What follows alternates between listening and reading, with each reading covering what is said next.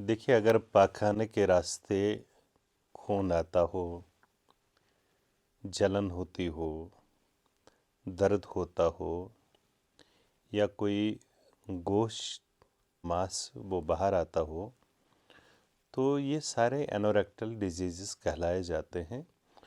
कभी कभार वहाँ पर कुछ डिस्चार्ज या पस डिस्चार्ज भी होता है, तो ये कभी पाइलोनाइडल साइंस या एनल फिस्टुला भी हो सकता है।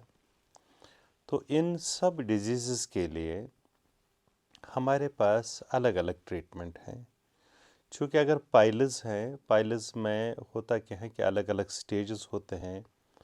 पहला स्टेज ये कहलाया जाता है कि जो मस्सा है वो अंदर ही रहेगा, बाहर नहीं आएगा। दूसरे स्टेज में बाहर भी आता है पाखाना करते वक्त, फिर अंदर जाता है।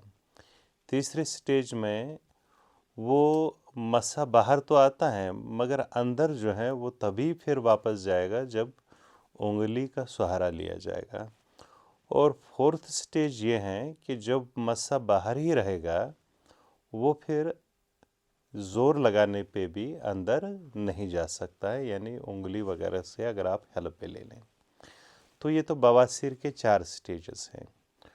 कहीं पर बाहर से टैग बनते हैं। टैग क्या होते हैं कि कभी ज़ख्म हो गया ज़ोर लगाने से या बहुत ज़्यादा हार्ड स्टूल्स पास करने से, तो ज़ख्म के किनारे पे वर्म आ गया।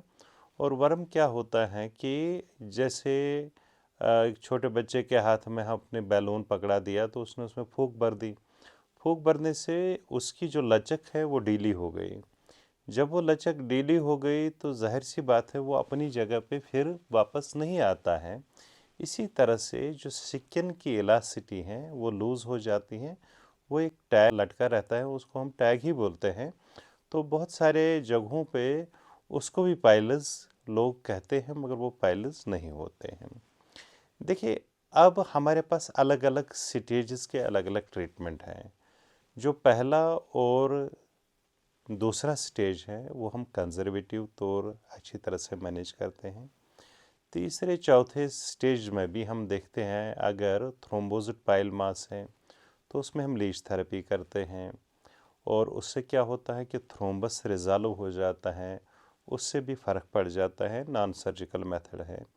और फिशर्स में भी 3-4 सिटिंग्स हम करते हैं जिससे हीलिंग जो है वो प्रमोट हो जाती है।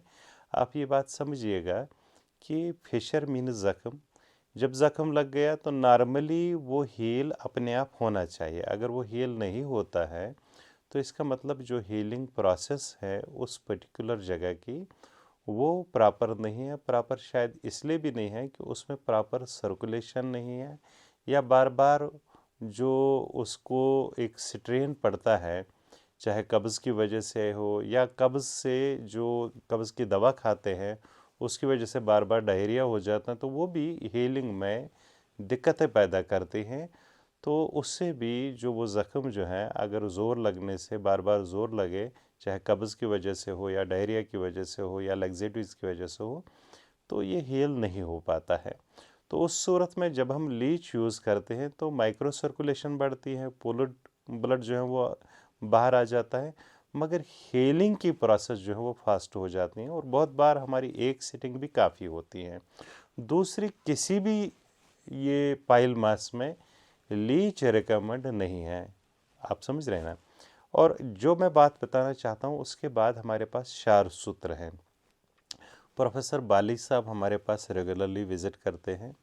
He is head department of surgery, JIR Jammu, Jammu institute of Ayurvedic and research.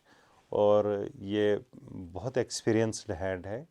तो ये हमारे यहाँ शार सूत्र करते हैं, thread ligation for particular pile masses, skin tags, even हमारे फिस्टुलाज जो रिकरेंट होते हैं जिनको बार बार जो हैं उनमें ये लेज़र भी करते हैं और पाइलमास में भी लेज़र करते हैं और बहुत इफ़ेक्टिव है।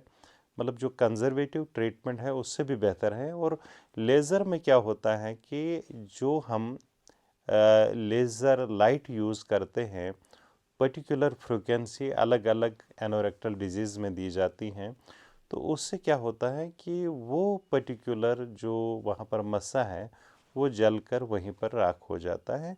सो मोस्ट ऑफ टाइम्स हमें न टाँके लगाने की ज़रूरत है, न हमें उसमें यानी जो लेज़र ट्रीटमेंट है उसमें खून वगैरह या मिनिमल इन्वेजिव है, यानी हम ये कह सकते हैं कि ज़ख्म ज़्यादा बड़ा नहीं लगता है और वहाँ पर वो खुद ब खुद जो है वो मसा राख हो जाता है। तो इसका मतलब ये हुआ कि जहाँ एनोरेक्टल डिजीज़ में रिकरेंस बहुत ज़्यादा होती है, वहाँ क्षार सूत्र पाइलोनाइडल साइनस में और फिस्टुलाज में बहुत इफ़ेक्टिव है, और वहीं लेज़र जो है बहुत ही ज़्यादा इफ़ेक्टिव है पाइल मासेस में। तो इस सूरत में हमारे पास जो पैकेज है वो बिल्कुल डिफरेंट है, यानी अर्ली ग्रेड में कंजर्वेटिव मैनेजमेंट और लेटरल स्टेजेस में हम लोग लेज़र से या क्षार सूत्र से ट्रीटमेंट करते हैं। तो हमें अब 6 मई से 6, 7, 8, 9, 10 स्क्रीन पे दिए गए हैं कि किस किस डेट में हमारे जो यूनानी पंचकर्मा सेंटर्स हैं कहाँ कहाँ पर हमारे डॉक्टर बाली साहब मौजूद रहेंगे। तो आप आइएगा, उनसे चेकअप करवा लीजिएगा और मौके का फ़ायदा उठाएगा। कोई भी एनोरेक्टल डिसऑर्डर हो, आप डॉक्टर साहब से मशवरा करेंगे और देखेंगे कि आपके लिए कौन सा तरीका बेहतर होगा।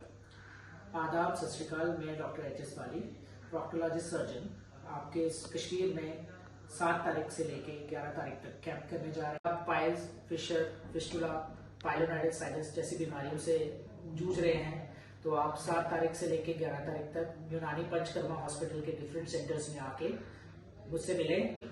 लेजर सर्जरी जो है ये एक मिनिमल इन्वेजिव मेथड है, जिसमें हम कोई कट, कोई स्टिच नहीं लगाते हैं, जिसमें पेशेंट अर्ली रिकवरी होती है, जल्दी घर जा सकता है, तकलीफ कम होती है और रिकरेंस चांसेस बहुत कम होते हैं। जैसा कि आप सब जानते हैं कि नॉर्मल जो सर्जरी, जो कन्वेंशनल सर्जरी होती है, उसमें दोबारा होने के चांसेस साथ साथ पेशेंट को बहुत तकलीफ होती है, मगर लेजर सर्जरी में वो तकलीफ बहुत कम होती है। अगर आप इस चीज़ का फ़ायदा उठाना चाहते हैं तो हम यूनानी पंचकर्मा हॉस्पिटल के साथ एक कैंप करने जा रहे हैं, जो कि 7 तारीख से लेकर 11 तारीख तक कश्मीर में अलग अलग जगह पे किया जाएगा। आप ज़्यादा से ज़्यादा एनरोल होकर एग्जामिनेशन के लिए और दिखाने के लिए आप आएँ।